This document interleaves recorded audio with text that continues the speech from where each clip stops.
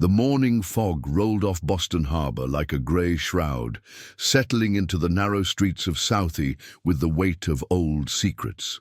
Ethan Murphy stood at his kitchen window, nursing his third cup of coffee and watching the foreclosure notice flutter against the chain-link fence like a white flag of surrender. 28 days. That's all they had left before the bank would take the only home he'd ever known. "Still staring at it won't make it disappear," Claire said softly, her Irish accent still thick after 15 years in America. She wrapped her arms around his waist from behind, her scrubs still smelling faintly of the hospital disinfectant from her night shift. At 34, she carried herself with the quiet strength of someone who'd seen too much suffering, her auburn hair pulled back in a ponytail that revealed the tired lines around her green eyes.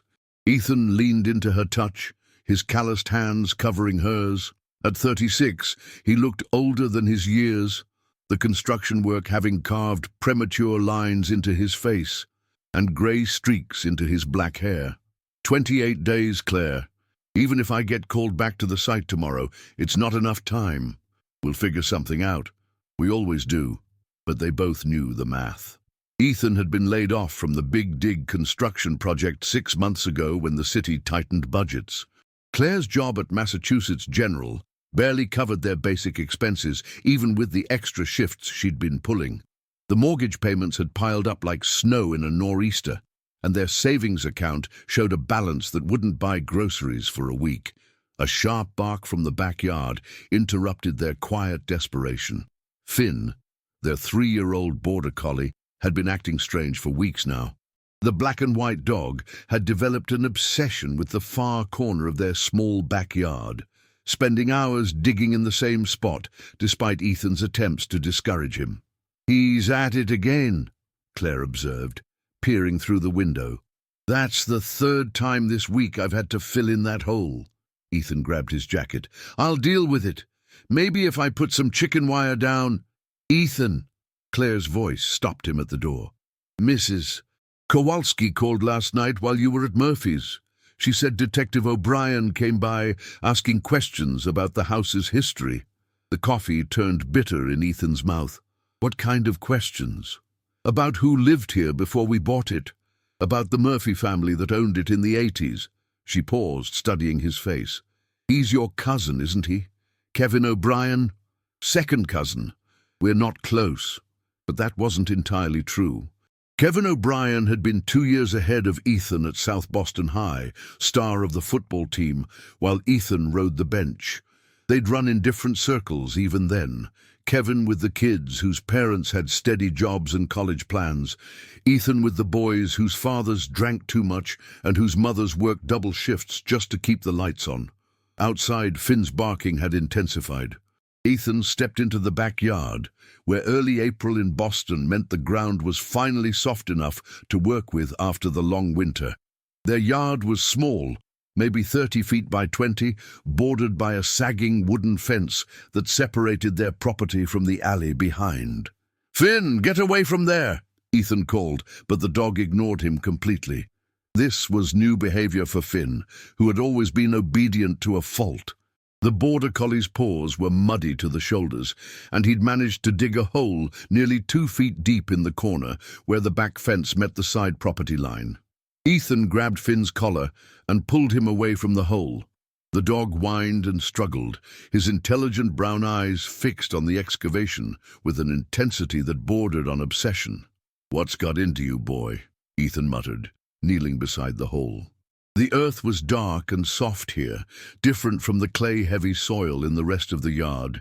It smelled different too, richer, almost organic, as if something had been decomposing beneath the surface. His fingers brushed against something that definitely wasn't soil. Something smooth and artificial, plastic maybe. Ethan's pulse quickened as he scraped away more dirt with his hands. A corner of black plastic emerged, heavy-duty material that looked like industrial garbage bags. But the way it was positioned, deliberately wrapped and sealed, suggested this wasn't trash. "Claire!" he called, his voice carrying an urgency he couldn't quite explain. She appeared at the back door, still in her scrubs. "What is it?" "Come here." Bring a flashlight. Claire disappeared inside and returned with their heavy-duty flashlight. Ethan had expanded the hole, revealing more of the plastic-wrapped bundle. Whatever was inside was rectangular, about the size of a shoebox, and there appeared to be several of them arranged in a neat row. "Should we call someone?" Claire asked, though her voice suggested she already knew the answer. "And tell them what? That our dog dug up some garbage." But Ethan's hands were shaking as he worked to expose more of the bundle. The plastic was thick, professional grade, the kind used in construction or other industries that required things to stay hidden. He found the edge where the plastic had been folded and sealed with duct tape. The tape was old but still strong, suggesting whatever this was had been buried for years, maybe decades. With his pocket knife, he carefully cut through the tape. The first thing that hit him was the smell, not decay, but the musty scent of old paper. Inside the plastic were stacks of bills, rubber-banded together in neat bundles, 20s, 50s, hundreds, all of them old, the kind of bills they didn't print anymore. "Jesus, Mary and Joseph," Claire whispered, her Irish coming out strong the way it always did when she was shocked. Ethan's hands trembled as he lifted one of the bundles. The bills were crisp, despite their age, as if they'd been new when they were buried. He rifled through the stack, all hundreds, maybe 50 bills in total. $5,000 in just one bundle. And there were dozens of bundles in just this one package. "How much do you think?" Claire started, but couldn't finish the question. Ethan was already digging faster, revealing the full scope of what Finn had discovered. Not one package, but several. Maybe a dozen or more, all carefully wrapped and buried in what looked like a deliberate pattern. His construction-trained eye estimated the dimensions of the cache.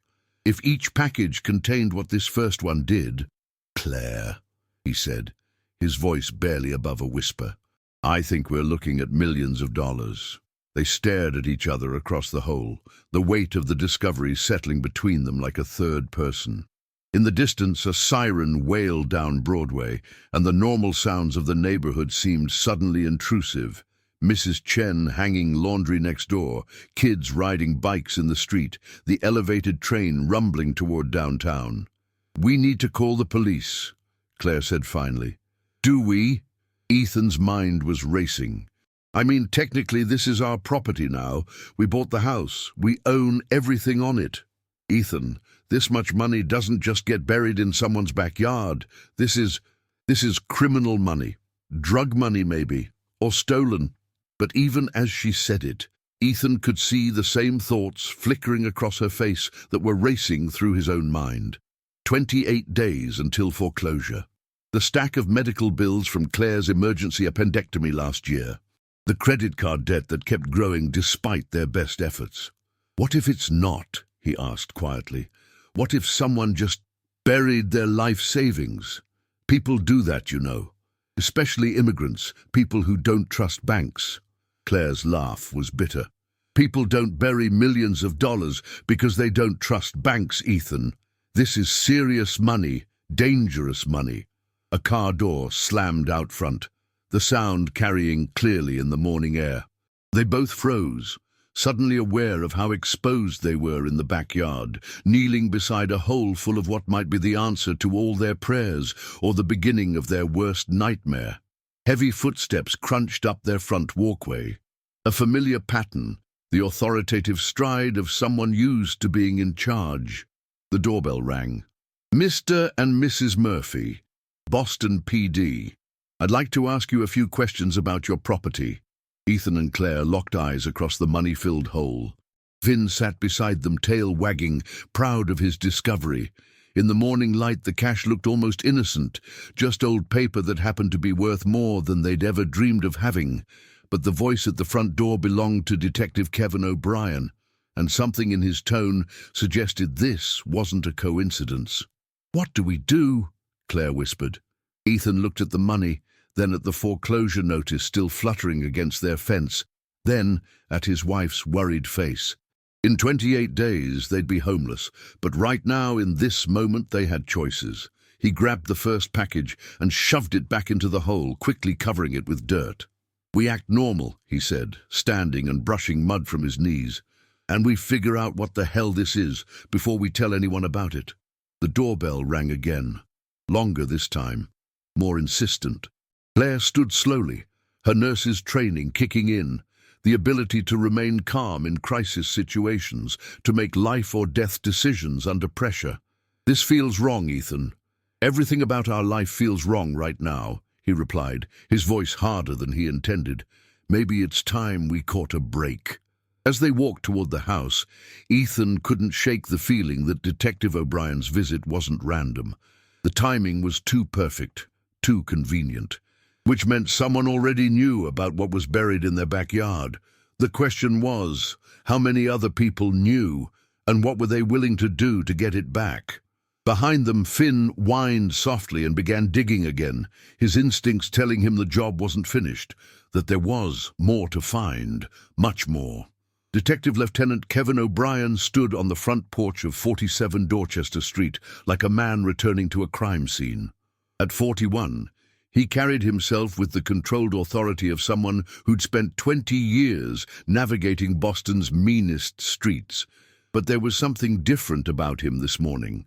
A tension in his shoulders that suggested this wasn't routine police business.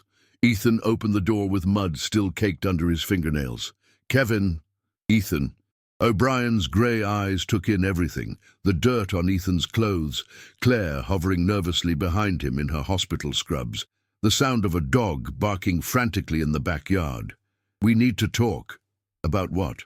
About Patrick O'Sullivan. About this house. About why your dog's been digging up half your backyard for the past month. Ethan felt the blood drain from his face. How could O'Brien know about Finn's digging? Had someone been watching them? I don't know what you're talking about. Don't you? O'Brien stepped closer, and Ethan caught a whiff of cigarettes and coffee, the smell of a cop who'd been working all night. When's the last time you heard from your grandfather, Ethan? Your mother's father, Thomas Murphy? The question hit like a punch to the gut. Ethan's grandfather had died when he was 12, but Thomas Murphy had been more than family. He'd been the one person who'd believed Ethan might make something of himself, who'd taught him to use his hands for building instead of breaking. He's been dead for 24 years, Ethan said carefully. You know that?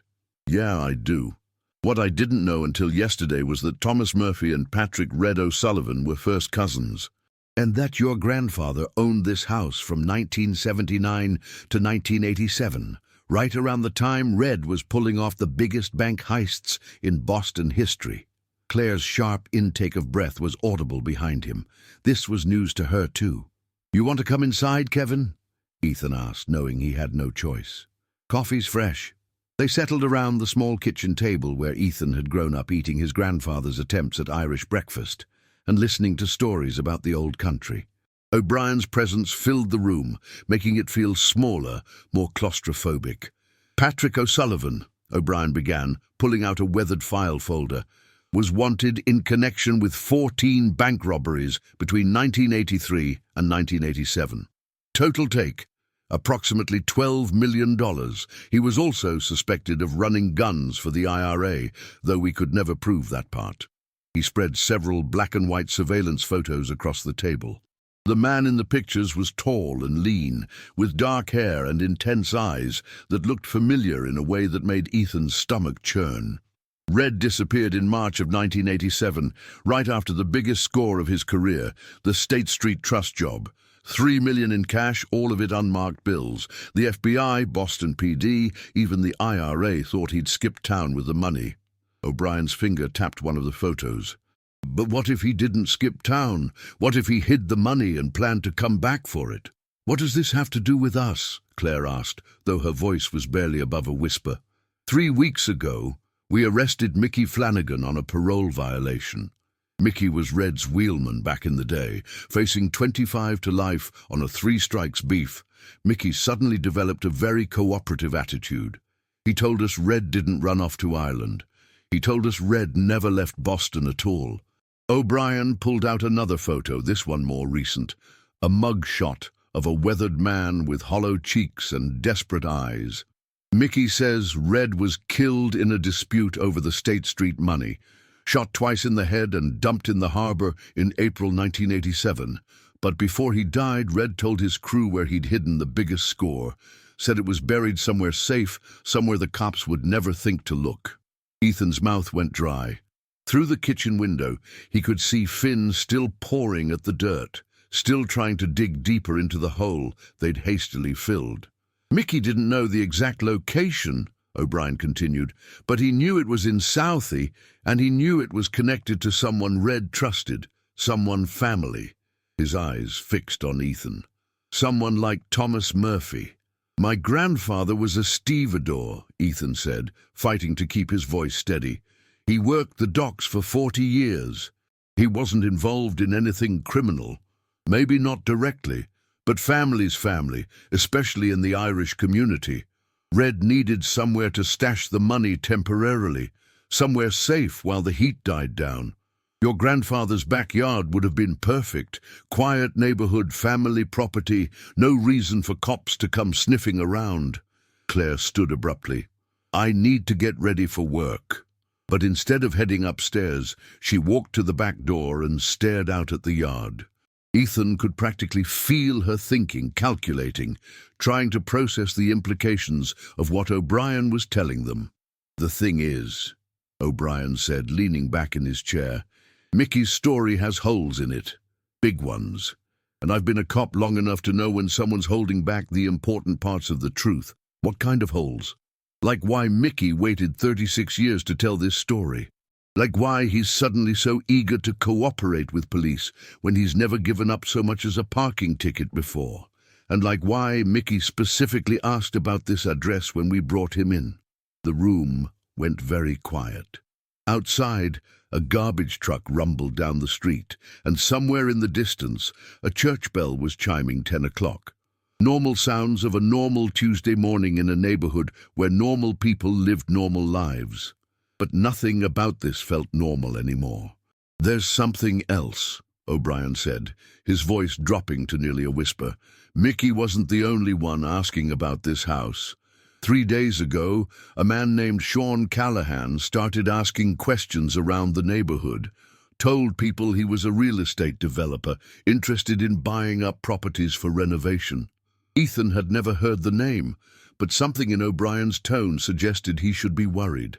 Sean Callahan is 43 years old, born in Belfast, came to Boston in 2001 on a student visa that expired about 15 years ago. On paper, he runs a small construction company.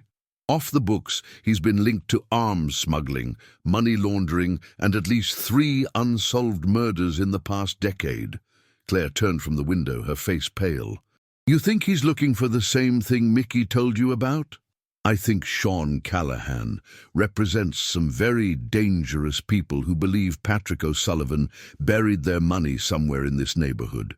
And I think Mickey Flanagan's sudden cooperation might not be as voluntary as it seems." Ethan's hands were shaking now, and he clasped them together on the table to hide it. "What do you want from us, Kevin? I want you to be careful. I want you to call me if anyone comes around asking questions about the house's history.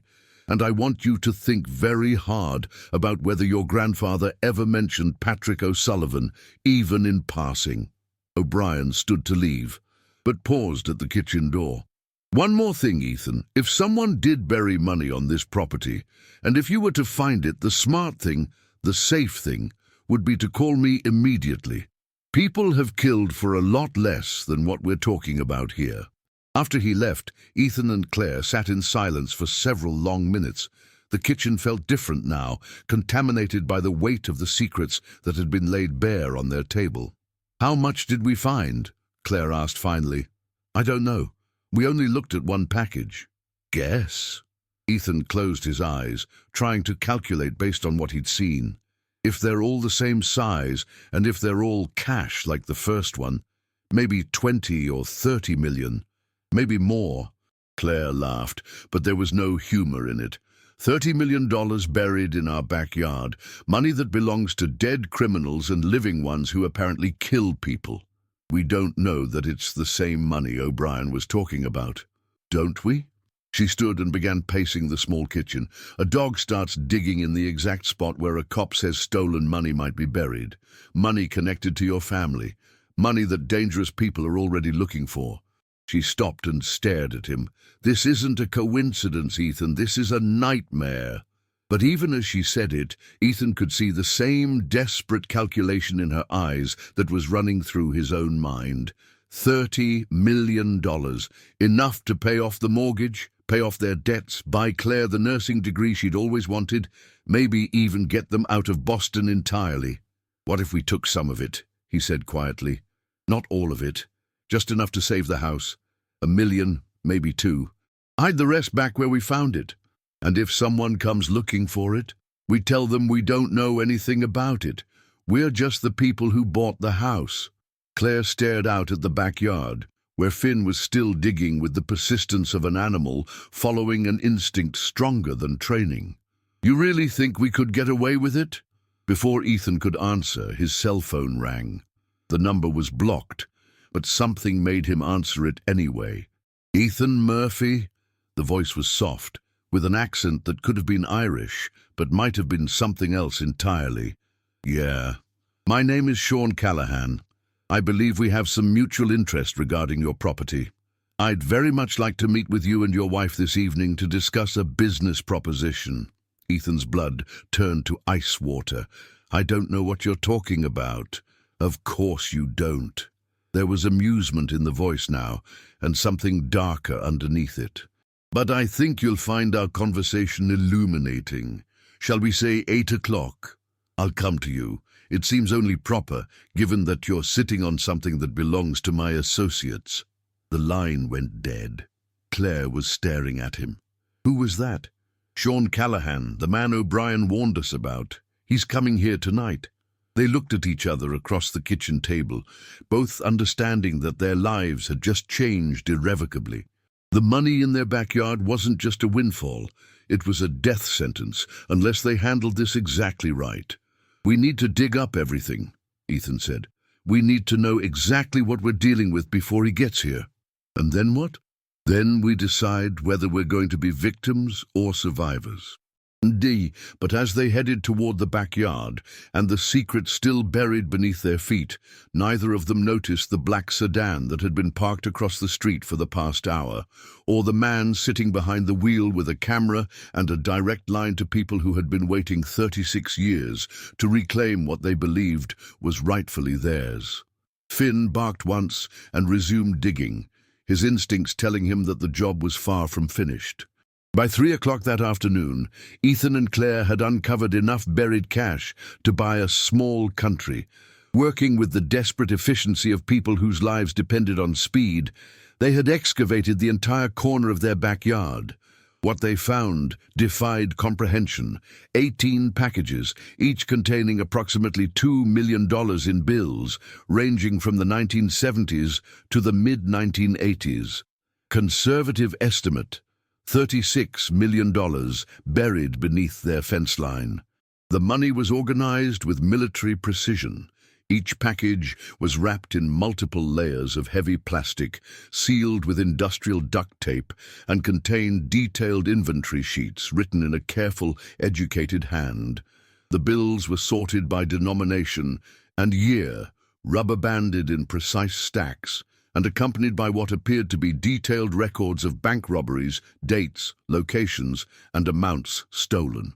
Jesus Christ, Claire whispered, holding up one of the inventory sheets. This isn't just stolen money. This is like a criminal's retirement portfolio. Ethan was examining the handwriting on the documents. Something about the careful script looked familiar, though he couldn't place it. Look at this, he said, pointing to a notation at the bottom of one sheet. TM, temporary storage only. Return when safe. POs, March 1987. TM, Claire repeated. Thomas Murphy, your grandfather. And POs has to be Patrick O'Sullivan. Ethan's hands were shaking as he rifled through more documents. My grandfather was storing this for Red O'Sullivan, just like O'Brien said. But there was more than just money in the buried cash. Wrapped separately was a manila envelope containing photographs, documents, and what appeared to be insurance policies. As Ethan spread them across their kitchen table, a much more complex picture began to emerge. The photographs showed Patrick O'Sullivan with various men, some in what looked like bars or social clubs, others in more formal settings. Several shots showed O'Sullivan with a man Ethan recognized from old family photos, his grandfather Thomas, but 20 years younger than Ethan, remembered him. They weren't just cousins, Claire said, studying the pictures. They were close. Look at this. She handed him a photograph dated 1984, showing O'Sullivan, Thomas Murphy, and 3 other men standing outside what the background sign identified as Murphy's Pub, a bar that had been family-owned until Ethan's grandfather sold it in 1987, just months before he died. But it was the documents that made Ethan's blood run cold. Life insurance policies dated 1985, with Thomas Murphy listed as beneficiary for Patrick O'Sullivan's policy, a policy worth $5 million. Business partnership agreements for Murphy's Pub, showing O'Sullivan as a silent partner. And most damning of all, a handwritten letter dated March 15, 1987, just 2 weeks before O'Sullivan supposedly disappeared. Tommy, if you're reading this, then the bastards got me after all. I knew this day might come. The money is yours now, but for God's sake, be careful with it. There are people who will kill anyone who gets between them and what they think they're owed. The State Street job was supposed to be my last. Clean money, clean break, chance to start over somewhere the troubles couldn't follow. But Sean Callahan and his Belfast boys had other ideas. They think I'm working for them, but I've been planning my escape for months. Keep the money buried until things cool down. Could be years, could be decades. Use what you need for the family, but don't spend it all at once. Nothing draws attention like poor Irish suddenly living rich. If something happens to you before I can retrieve it, make sure Ethan knows the truth about his heritage. The boy deserves better than the life we've lived, but he'll need to be careful. Blood calls to blood in this business, and the sins of the fathers. Watch your back, cousin. Trust no one. The letter was signed with an elaborate POs that matched the handwriting on the inventory sheets. Ethan read the letter 3 times before the full implications sank in. His grandfather hadn't just been storing the money. He'd been Patrick O'Sullivan's business partner, maybe even his co-conspirator, and O'Sullivan had intended for the Murphy family to inherit everything if something happened to him. Ethan, Claire said softly, there's something else. She was holding a bundle of documents wrapped in plastic. Birth certificates, immigration records, newspaper clippings dating back to the 1950s. As she spread them out, a family tree emerged that was far more complicated than anything Ethan had known about his own history. Patrick O'Sullivan wasn't just Thomas Murphy's cousin. According to these documents, O'Sullivan was Thomas Murphy's half-brother, born in Belfast to the same father but different mothers. O'Sullivan had come to Boston in 1963, not as an immigrant seeking legitimate work, but as an IRA operative tasked with establishing arms smuggling routes and fundraising operations for the Troubles back home. Your grandfather wasn't just helping family, Claire said, her voice barely above a whisper. He was part of it. The pub, the robberies, all of it. Ethan stared at the documents, trying to reconcile this image of his grandfather with the gentleman who taught him to throw a baseball and helped him with his homework. Thomas Murphy had died of a heart attack in 1988, just 1 year after O'Sullivan's disappearance. Ethan had always assumed it was grief over losing the pub and the stress of financial problems. Now he wondered if it had been fear. The sound of Finn barking frantically in the backyard snapped them back to the present. Through the kitchen window, they could see a man in a dark coat standing at their back fence, apparently examining the freshly disturbed earth with professional interest. Shit, Ethan breathed. How long has he been there? Claire was already on her feet, gathering the documents. We need to hide everything, now. They worked with desperate efficiency, stuffing the money back into garbage bags and shoving them into the basement crawl space beneath their kitchen. The documents went into a fireproof safe that had belonged to Ethan's grandfather, a safe Ethan now realized had probably contained more secrets than family papers. By the time they'd finished, the man at the fence was gone, but Ethan had gotten a good look at him, mid-40s, tall and lean, with the kind of careful eyes that missed nothing. This had to be Sean Callahan, and the fact that he was already surveilling their property hours before their scheduled meeting suggested this wasn't going to be a friendly conversation. At 6 o'clock, Detective O'Brien called. "Ethan? Kevin? We need to talk. Something's happened." "What kind of something?" "Mickey Flanagan was found dead in his cell this morning. Apparent suicide, but the timing's suspicious as hell. I think someone silenced him before he could tell us everything he knew." Ethan closed his eyes. "What does that mean for us?" "It means whoever killed Mickey knows he was talking to police, and it means they're going to assume he told us everything, whether he did or not. You and Claire need to be very careful tonight." "Actually, about tonight. What about it?" Ethan made a split-second decision that would haunt him later. "Nothing. Just thanks for the warning." He hung up without mentioning Callahan's planned visit. Some instinct told him that involving O'Brien now would only make things more dangerous, especially if there were leaks in the police department. Better to handle this themselves, at least until they understood exactly what they were dealing with. At 7:30, Claire came downstairs wearing jeans and a sweater, her nurse's bag slung over her shoulder. "I called in sick to work," she said. "Whatever happens tonight, we face it together." "Maybe you should go," Ethan said. "Stay at your sister's place. Let me handle this." "Handle what? A man who kills people for a living?" "Ethan, we're in this together now. We found the money together. We make decisions together." Before he could argue, the doorbell rang. Sean Callahan looked exactly like the kind of man who could kill someone with his bare hands and then order dinner without missing a beat. He was tall and lean, with graying hair and pale blue eyes that seemed to catalogue every detail of their front hallway. He wore an expensive suit and carried himself with the confidence of someone accustomed to getting his way through any means necessary. "Mr. and Mrs. Murphy," he said, his accent definitely Irish, but refined, educated. "Thank you for agreeing to meet with me." "We didn't exactly have a choice," Ethan replied. Callahan smiled, but it didn't reach his eyes.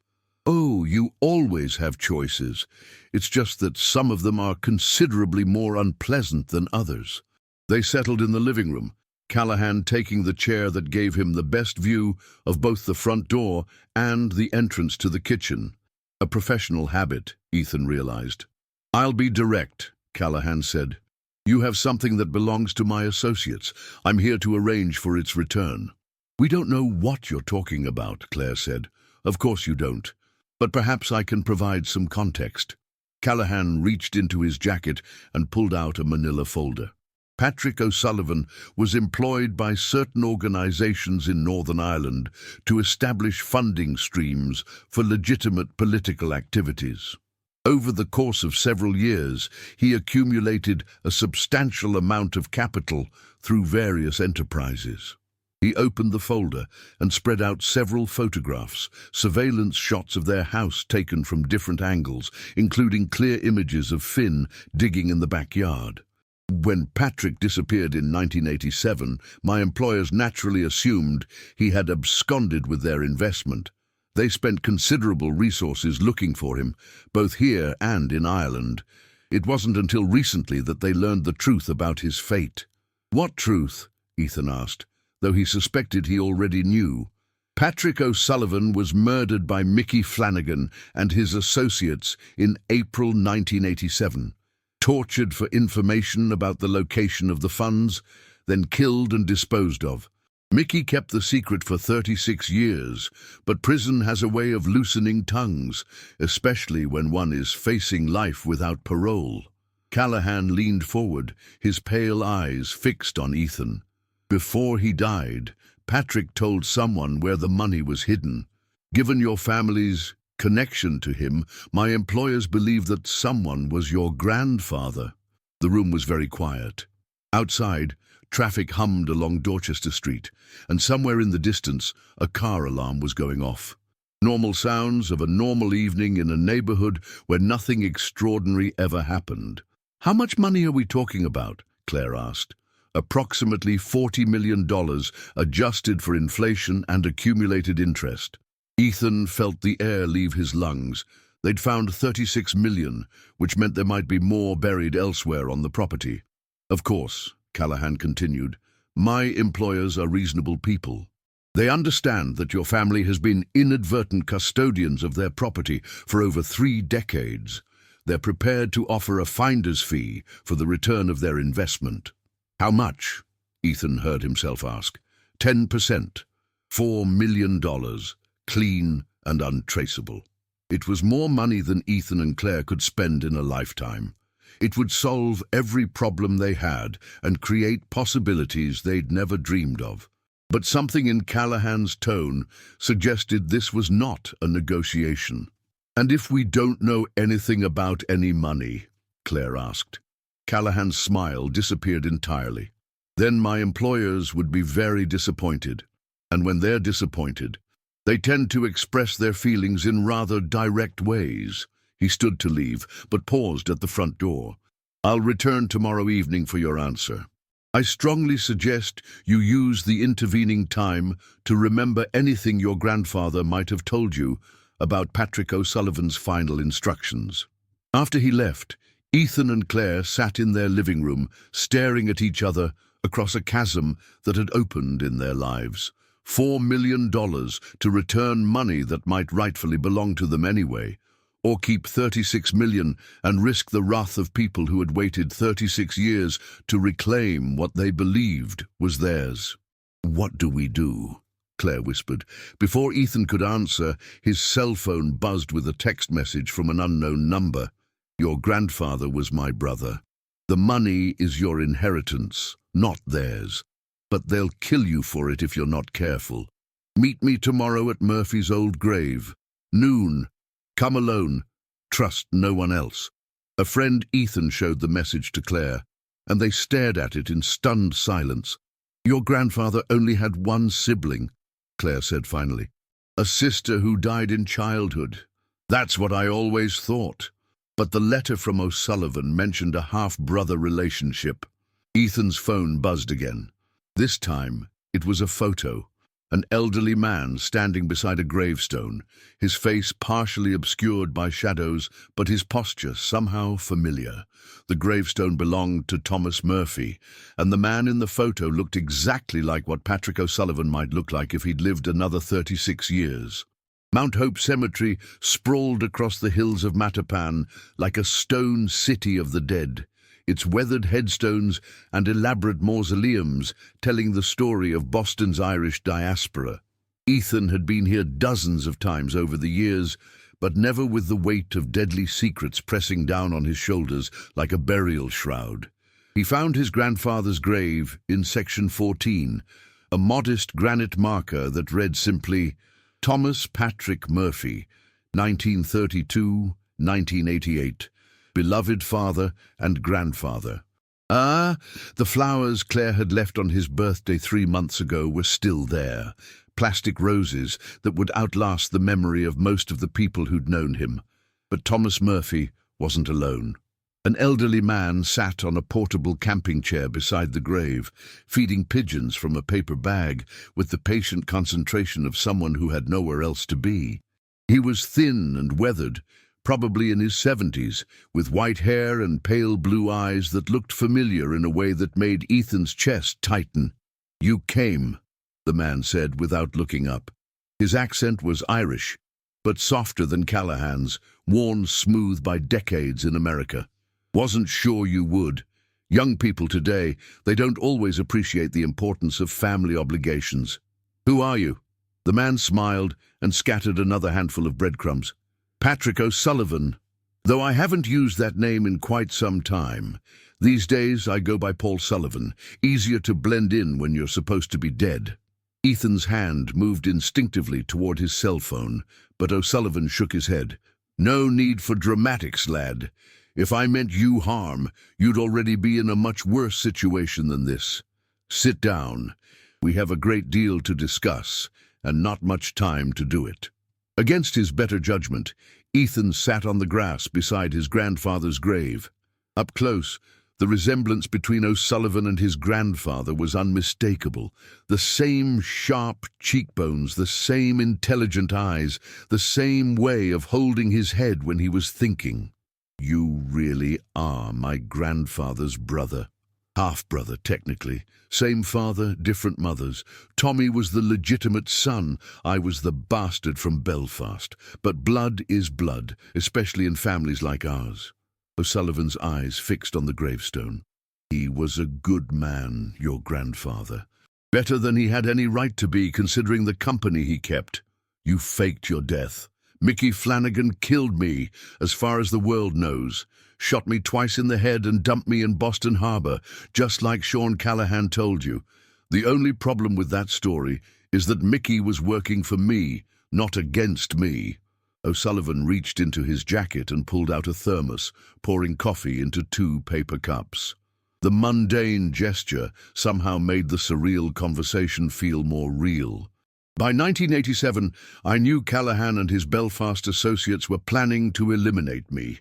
I'd served my purpose, established their American operations, built their funding networks, laundered their money through legitimate businesses. But I'd also learned too much about their operations in Ireland, and I was becoming a liability. He handed Ethan a cup of coffee. It was good coffee, better than anything Ethan could afford, and somehow that detail made him trust O'Sullivan less, not more. So I staged my own death. Mickey was deep in debt to some very unpleasant people, facing a choice between betraying me or watching his family suffer the consequences. I offered him a third option: help me disappear, and I'd make sure his debts were forgiven, and his family was protected. And my grandfather went along with this. Tommy didn't have a choice. By then he was in too deep to back out. The pub was serving as a front for money laundering operations, and he was storing cash for various enterprises. When I told him I needed to disappear, he understood what was at stake. O'Sullivan pulled out a manila envelope similar to the one Callahan had carried, but thicker. Inside were documents that painted a very different picture of the past 36 years. Birth certificates showing Patrick O'Sullivan had died in 1987, but Paul Sullivan had been born the same year in Phoenix, Arizona. Social security records, employment history, even a marriage certificate dated 1991 to a woman named Margaret Collins. "I've been living in Arizona ever since. Small construction business, quiet life, 2 children who have no idea their father used to rob banks for the Irish Republican Army. I would have stayed dead forever, except for one problem: Callahan." Sean Callahan represents a new generation of true IRA operatives. They're not interested in political solutions or peace processes. They want to return to the old ways: bombings, assassinations, terror campaigns, and they need funding to do it. O'Sullivan's voice grew harder. They've been systematically hunting down anyone connected to the old IRA financial networks, looking for hidden assets, safe houses, weapons caches. Mickey Flanagan was just the latest in a long line of people they've convinced to share information. Why didn't they find you before now? Because I was careful. Changed my name, changed my appearance, stayed off their radar for over 3 decades. But when Mickey started talking to the FBI, he mentioned this address. Callahan's people started digging, and they found the connection between Thomas Murphy and Patrick O'Sullivan. Ethan set down his coffee cup. "How much of the money is yours?" "All of it, and none of it." O'Sullivan's laugh was bitter. "The money came from bank robberies I committed, but I was stealing it for the cause. At least, that's what I told myself at the time. Truth is, by the end I was stealing it for me. I wanted out of the life, wanted a chance to start over somewhere clean. So it's not Callahan's money. Legally, morally, The money belongs to the banks I stole it from, and they collected insurance on it decades ago. Practically speaking, it belongs to whoever can hold on to it without getting killed." O'Sullivan reached into his jacket again and pulled out a folded piece of paper. "Which brings us to your current situation. Callahan offered you $4 million to return the money, correct?" Ethan nodded, wondering how O'Sullivan could possibly know that. "He's lying about the amount, about his intentions, about everything. There's closer to $40 million buried on your property, not 36. I spread it across multiple cash sites to reduce the risk of total loss, and Callahan has no intention of letting you live once you've given him access to the money." The paper O'Sullivan handed him was a printout from what looked like an encrypted messaging system. The messages were brief but terrifying. Subject: Murphy situation. Recommendation: full sanitation after asset recovery. Timeline: 48 hours maximum. Witnesses: none. Sanitation means killing everyone who knows about the money, O'Sullivan explained. Witnesses means you, your wife, and anyone else who might have seen the cash. Callahan's not here to make a deal. He's here to clean up a loose end that's been bothering his bosses for 36 years. Ethan felt the world tilt sideways. "How did you get these messages? I've spent 36 years watching these people from a distance, building intelligence networks, cultivating sources, preparing for the day they might find me. I know more about their current operations than most of their own members do." "Then why don't you just turn them in to the FBI?" O'Sullivan's smile was sad. "Because I'd have to explain how I know so much about their operations. And that would mean admitting I'm Patrick O'Sullivan, which would mean admitting I faked my death and have been living under a false identity for over 3 decades. Federal prison for the rest of my life, assuming Callahan's people don't kill me in custody." A groundskeeper was working his way across the cemetery, gradually moving closer to their section. O'Sullivan noticed him too, and began packing up his things. "Here's what you need to understand, Ethan. You have 3 options, and none of them are good. Option 1, give Callahan the money and hope he keeps his word about letting you live. Probability of survival, near 0. Option 2, keep the money and try to disappear. Change your names, leave Boston, start over somewhere else. Probability of success, maybe 20%, and that's assuming you're very smart and very lucky. And option 3, O'Sullivan stood, folding his camping chair with practiced efficiency. We work together. Pool our resources. Combine what you know about the current situation with what I know about Callahan's organization. Even the odds a little. What's in it for you? Revenge. Survival. A chance to finish something I started 36 years ago." O'Sullivan's eyes were cold now, and Ethan caught a glimpse of the man who'd robbed 14 banks and lived to tell about it. Sean Callahan killed 3 people in Dublin last month because they couldn't provide information about IRA assets from the 1980s. One of them was a 68-year-old woman whose only crime was being married to someone who used to drive getaway cars. The groundskeeper was getting closer, and O'Sullivan was clearly getting nervous. "I can't let that stand. And I can't let him kill you and your wife for something that's as much my fault as anyone's." "Look, what are you proposing?" O'Sullivan handed him a business card for Sullivan Construction Services with a Phoenix area code. "Call me tonight after Callahan leaves. We'll make a plan. And if I don't want to work with you, if I just want to give him the money and hope for the best," O'Sullivan's expression softened slightly, "then I'll respect your decision. But I'll also attend your funeral, assuming there's enough left to bury." He walked away across the cemetery, moving with the careful gait of a man who'd spent decades looking over his shoulder. Ethan sat beside his grandfather's grave for another 10 minutes, trying to process everything he'd learned. His grandfather had been a criminal. His family's money had come from bank robberies and IRA operations. The man offering to help him was a fugitive who'd faked his own death and lived under an assumed identity for over 3 decades. And somewhere in Boston, Sean Callahan was making final preparations to kill Ethan and Claire Murphy as soon as he had what he'd come for. Ethan's phone buzzed with a text from Claire. "Where are you?" Callahan called. "He's coming tonight at 7 instead of 8. Says he has something important to show us." Ethan checked his watch. It was already 2:30, which gave him less than 5 hours to decide whether to trust a dead man or face a living monster with nothing but hope and $4 million.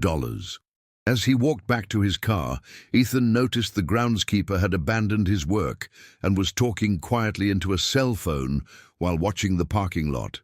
Some instinct made him take a circuitous route home, doubling back through side streets and checking his mirrors for surveillance. By the time he reached Dorchester Street, he was certain he was being followed by at least 2 different vehicles. Callahan wasn't just coming for the money. He was already positioning his pieces for an endgame that would leave no witnesses and no loose ends. The war for Patrick O'Sullivan's legacy was about to begin, and Ethan Murphy was standing directly in the crossfire. When he pulled into his driveway, Claire was waiting at the front door with a suitcase in her hand and fear in her eyes. "We need to leave," she said. "Right now. I found something else buried in the backyard." "What?" "Bodies, Ethan. I found bodies." "Nay, the bodies were wrapped in the same heavy plastic as the money, buried 3 feet deeper than the cash in what had once been the foundation of an old shed. Claire had discovered them when Finn started digging again in a spot they hadn't fully excavated, his canine instincts leading him to secrets that had been hidden for decades. 2 bodies, both male, both showing signs of violent death even after 36 years in the ground. The first had been shot multiple times in the chest and head. The second showed evidence of severe trauma to the skull, as if he'd been beaten to death with something heavy. "Jesus Christ," Ethan whispered, staring down into the makeshift grave. "Who are they?" Claire's hands were shaking as she showed him what she'd found with the bodies: wallets, ID cards, personal effects that told a story neither of them wanted to believe. The first man was Michael "Mickey" Flanagan, according to his 1987 driver's license. But this wasn't the Mickey Flanagan who'd supposedly died in prison just yesterday. This was someone else entirely, someone who'd been dead for over 3 decades. The second man's ID identified him as Sean Patrick Callahan, born in Belfast in 1962. But the date on his license showed it had expired in March 1987, the same month Patrick O'Sullivan had supposedly disappeared. "The man who came to our house last night," Claire said, her voice barely above a whisper. "He's not Sean Callahan. Sean Callahan has been dead for 36 years. Ethan's phone rang. O'Sullivan's number. "Don't answer it," Claire said. "We don't know who we can trust." But Ethan was already accepting the call. "Hello? Ethan? Listen to me very carefully. You're in immediate danger. The man calling himself Sean Callahan is actually—" The line went dead. A car door slammed in their driveway. Through the front window, they could see a black sedan and 3 men in dark suits walking toward their house with the purposeful stride of people who weren't planning to take no for an answer. "Back door," Ethan said, grabbing Claire's hand. "Now." They slipped out through the kitchen, but more men were waiting in the alley behind their house. Professional surveillance, multiple exit points covered, communications coordinated through earpieces. This wasn't Sean Callahan's operation. This was something much larger and more sophisticated. "Mr. and Mrs. Murphy." The voice came from their neighbor's yard. A woman, mid-40s, wearing the kind of practical business suit that screamed federal agent. "FBI, we'd like to speak with you." Agent Sarah Chen, the Detective O'Brien had mentioned, was investigating the original bank robberies. But what was she doing here with a federal task force? "We're not under arrest," Ethan called back, though it sounded more like a question than a statement. "No, you're not. But you are in considerable danger, and we're here to help. The man who visited you last night is not who he claims to be." Against Claire's protests, Ethan led them around to the front yard where Agent Chen was waiting, with what looked like a small army of federal agents. Up close, she looked tired and stressed, like someone who'd been working around the clock on a case that kept getting more complicated. "Agent Chen, FBI Financial Crimes Division," she said, showing her credentials. "We've been tracking an international money laundering operation that we believe is connected to your property." "What kind of operation?" "The kind that involves people who kill federal witnesses and fake their own deaths to avoid prosecution." Chen's expression was grim. "The man who visited you last night is named Liam O'Brien, Kevin O'Brien's older brother, and a former IRA operative who's been wanted by Interpol for 15 years. Ethan felt the world shift beneath his feet. Kevin's brother. Kevin O'Brien has been feeding information to his brother for months. Location of witnesses, status of federal investigations, details about ongoing operations. We've been investigating Kevin for suspected corruption, but we didn't realize the scope of his betrayal until yesterday." Chen gestured toward their backyard. "When Mickey Flanagan started cooperating with federal investigators, he told us about money buried on this property, but he also told us about people who'd been killed to protect that secret. Kevin O'Brien passed that information to his brother, who saw an opportunity to recover assets and eliminate witnesses at the same time. The bodies in our backyard, Michael Flanagan and Sean Callahan, killed in March 1987 when they tried to steal Patrick O'Sullivan's money for themselves. Your grandfather witnessed the murders, which is why he spent the rest of his life living in fear." Agent Chen pulled out a tablet and showed them surveillance footage from a camera they hadn't noticed across the street. The timestamp showed yesterday evening, and the video clearly showed the man they'd known as Sean Callahan examining their backyard with professional interest. Liam O'Brien spent 15 years building a new identity, a new life, a new criminal organization. But when he learned about the money buried here, he saw a chance to fund operations that would make his old IRA work look like petty crime. "What about the real Patrick O'Sullivan?" Claire asked. "Dead. Killed by Liam O'Brien in Arizona 3 months ago, when O'Brien realized O'Sullivan had been living there under an assumed identity. O'Brien tortured him for information about the Boston cash, then eliminated him to tie up loose ends." Ethan's phone buzzed with a text message. "FBI are lying. O'Brien is dirty, but not the way they say. Meet me at Murphy's pub in 1 hour. Come alone or your wife dies." Paul Sullivan Chen was watching his face. "What is it?" Ethan showed her the message, and her expression darkened. "That confirms it. Liam O'Brien has been monitoring our communications, probably through his brother's access to police systems. He knows we're here. So what now? Now we set a trap. You're going to that meeting, but you won't be alone. We'll have the entire area under surveillance, and we'll be ready to move the moment O'Brien reveals himself." But even as Chen outlined the plan, Ethan noticed something that made his blood run cold.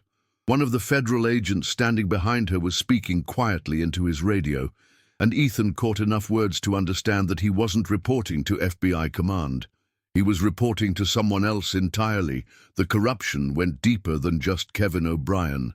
The federal task force itself had been compromised. "Claire," Ethan said quietly, "remember that emergency fund we talked about, the one hidden in your sister's basement?" Claire looked confused for a moment, then understood. They'd never discussed any emergency fund, which meant this was a signal. "Right," she said. "The one with the spare car keys. I think we should go get it. Right now." Agent Chen was still talking about surveillance protocols and arrest procedures, but Ethan was no longer listening. Instead, he was calculating distances to the nearest exits and wondering how many of the federal agents surrounding them were legitimate and how many were working for Liam O'Brien. "Mr. Murphy," Chen said, "are you listening to me? Sorry, it's just, this is a lot to process. I understand. But time is critical here. If O'Brien realizes we're onto him, he'll disappear again, and you and your wife will spend the rest of your lives looking over your shoulders." Ethan nodded and made a show of agreeing to the plan. But as they talked, he was watching the agents' positions, noting which ones had clear sight lines to potential escape routes, and which ones seemed more interested in containing them than protecting them. When Chen stepped away to coordinate with her team, Ethan grabbed Claire's hand and whispered, "On three, we run for the Kowalskis' backyard. Don't look back. Don't stop. Don't trust anyone in a federal uniform." "Ethan, what?" "Three." They bolted. The chaos that followed confirmed Ethan's worst suspicions. Some of the agents immediately gave chase, shouting legitimate-sounding orders about protective custody and safety protocols.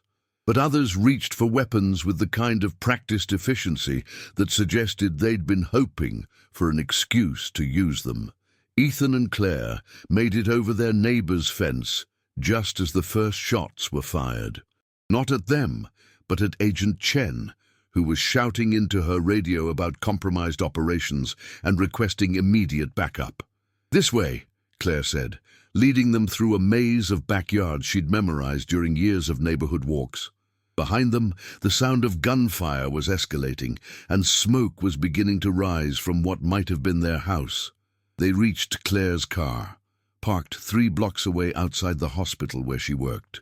As they drove away from Southie, Ethan called the number on Paul Sullivan's business card. "You were right about the FBI being compromised," he said when O'Sullivan answered. "Where are you now?" "Heading west on the Pike. Claire thinks we should go to her sister's place in Worcester." "No, too predictable. Liam O'Brien has had months to research your family connections. He'll have people watching anyone you might turn to for help." "Then where?" O'Sullivan was quiet for a moment. "There's a diner called Stella's on Route 2 in Fitchburg. Meet me there in 2 hours. We'll figure out our next move." "How do we know you're really Patrick O'Sullivan and not another one of O'Brien's people?" "Because if I were working for Liam O'Brien, you'd already be dead." The line went dead. They drove in silence for several minutes, processing everything that had happened. Their house was probably destroyed. Their neighbors were traumatized, and they were fugitives from both federal agents and Irish criminals who wouldn't hesitate to kill them for money that might not even legally exist. "Ethan," Claire said finally, "I want to go home." "We can't. There is no home anymore." "I don't mean the house. I mean Ireland, my real home." Ethan looked at her in surprise. Claire had left Ireland at 19 and rarely talked about going back. "I still have citizenship," she continued. "We could disappear there, start over. The money we found, we could live comfortably for the rest of our lives without ever having to look over our shoulders." "What about O'Sullivan? What about stopping Liam O'Brien? What about staying alive?" Claire's voice was sharper now. "Ethan, we didn't ask for any of this. We just wanted to save our house. We don't owe Patrick O'Sullivan anything, and we certainly don't owe the FBI anything after they tried to get us killed." She had a point. But as they drove through the Massachusetts countryside, Ethan kept thinking about Agent Chen's expression when the shooting started. She'd been trying to protect them, and she'd probably died for it. He also thought about the bodies in their backyard, about Mickey Flanagan and Sean Callahan, killed for the same money that was now their only hope of survival. By the time they reached Stella's diner, Ethan had made his decision. Patrick O'Sullivan was waiting in a corner booth, looking older and more tired than he had at the cemetery. But when he saw them, relief flooded his face. "Thank God you're safe. I heard about what happened in Southie. Agent Chen? Dead, I think." "Along with several others." Ethan slid into the booth across from him. "How did you know the FBI was compromised?" "Because I've been tracking Liam O'Brien for 3 months, ever since he killed me in Arizona." O'Sullivan's smile was grim. "Did you really think I'd meet with a stranger in my own home without taking precautions? I had surveillance cameras, motion detectors, the whole works. I watched him torture and kill Paul Sullivan, then steal his identity. You let him think he'd killed you. I let him think he'd killed Paul Sullivan. Patrick O'Sullivan has been dead for 36 years, remember? Paul Sullivan was just another identity, another layer of protection. When O'Brien took over that identity, he actually did me a favor, gave me the perfect cover to track his movements and plan my revenge." O'Sullivan reached into his jacket and pulled out a thick manila envelope. "Everything you need to know about Liam O'Brien's operation. Bank accounts, safe houses, personnel files, communication protocols, 3 months of intelligence gathering. Why are you giving this to us?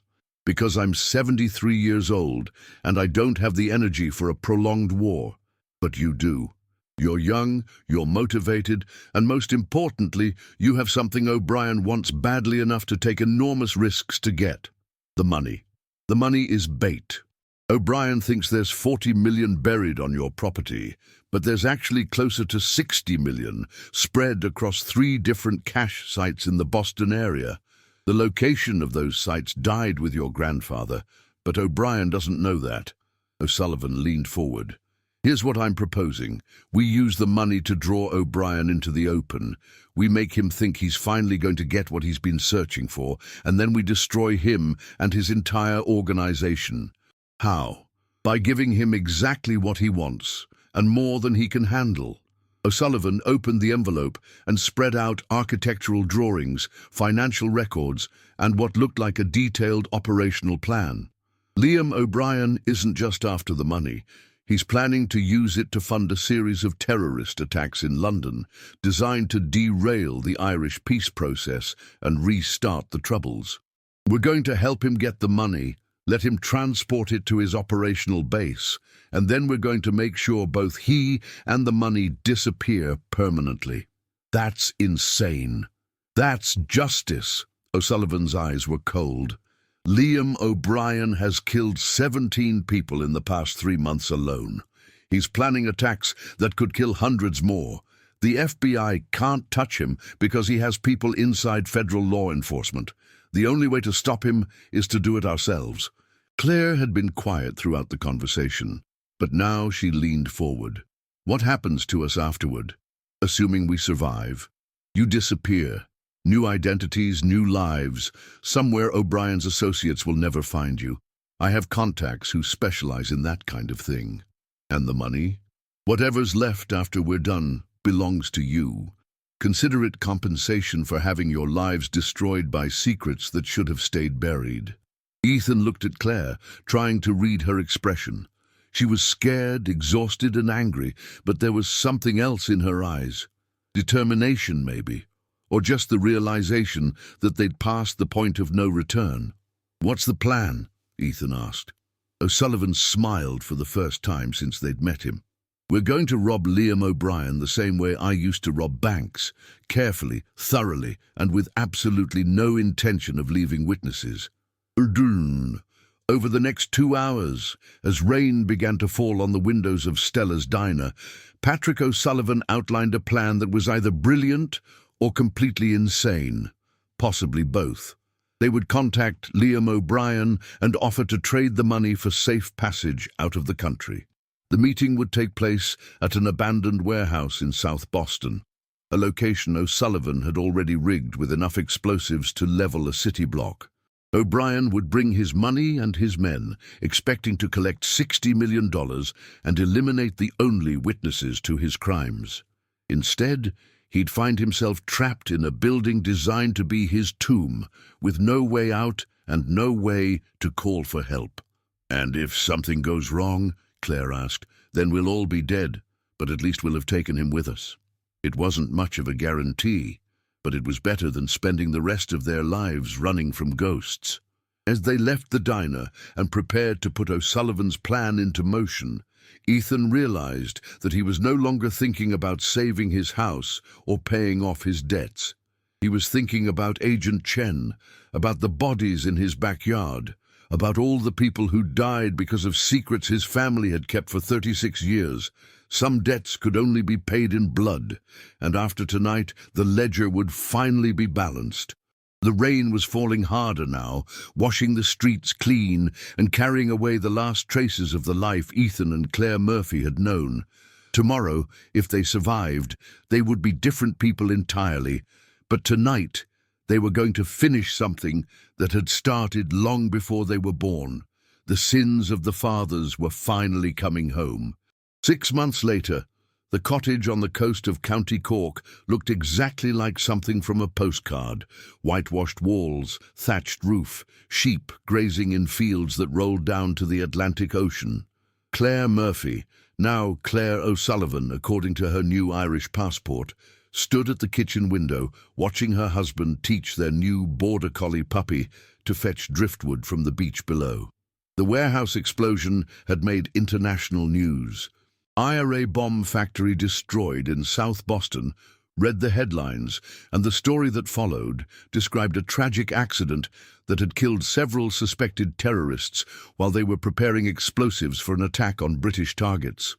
No mention of stolen money, no mention of Patrick O'Sullivan or Liam O'Brien, or the decades-old secrets that had finally caught up with everyone involved. The official FBI report, declassified just enough to satisfy the media's curiosity, described a successful counter-terrorism operation that had prevented a major attack and eliminated a dangerous cell of international criminals.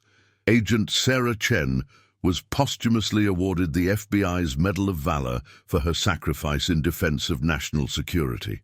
Detective Kevin O'Brien was quietly transferred to a desk job in Traffic Division and would spend the rest of his career knowing that his brother's death was the only thing that had saved him from federal prison. And somewhere in Swiss bank accounts that would never be traced back to their true owners, $47 million waited to fund a very different kind of life than any of them had imagined 6 months ago. "Any regrets?" Ethan asked that evening as they sat by the fire with glasses of Irish whiskey and the sound of waves crashing against the rocks below. Claire considered the question seriously. About leaving Boston? About the violence? About taking the money? About all of it. "No," she said finally. "We didn't choose any of this, Ethan. It chose us. But we survived it, and we're here, and we're alive. That's more than a lot of people can say." Outside, the wind was picking up, carrying the salt smell of the ocean and the promise of storms to come. But inside their cottage, with the fire crackling and the whiskey warming their throats, Ethan and Claire Murphy felt something they hadn't experienced in years. Peace. The sins of their fathers were finally buried, and the future, whatever it might hold, belonged to them alone. In the distance, a fishing boat's light bobbed on the dark water, carrying its own cargo of secrets towards shores that might welcome them or cast them back into the storm. But that was someone else's story. This one was finished.